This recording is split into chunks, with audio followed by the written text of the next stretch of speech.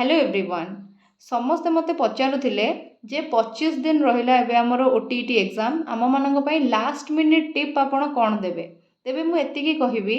जहाँ भी थ्योरी आपण पढ़िबा कथा पढ़ी सारी थिबे एबे टाइम हैला पीवाईक्यूज आ एमसीक्यू प्रैक्टिस करिवार जदि आपण माने पीवाईक्यूज प्रैक्टिस करबा को चाहूछंती ताहले आपण तेणिकी पेपर 1 पई प्रिपेयर होंतु बा पेपर 2 पई प्रिपेयर होंतु आपण जेते वर्षर पाउचंती उभय पेपर रो क्वेश्चन प्रैक्टिस करंतु काहेकि ना सिलेबस प्राय समान रही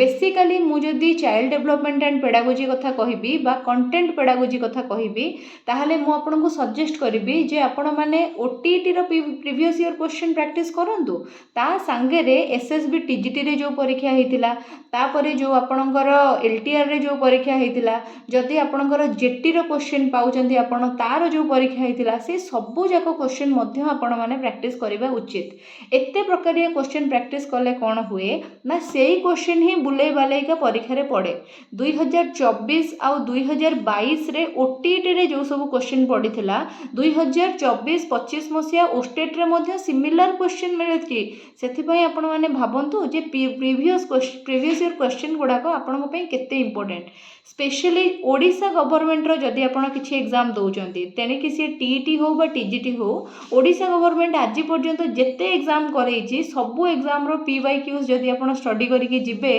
ताहले आपण गोटे पैटर्न जानि परिबे जे एई पैटर्न रे से परीक्षा रे प्रश्न पकाउछंती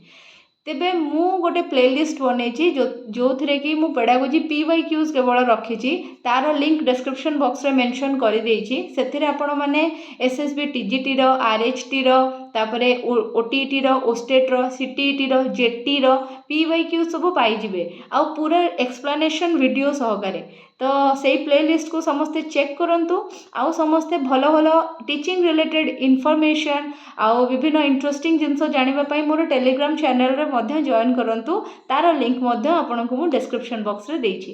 thank you so much for watching it till the and.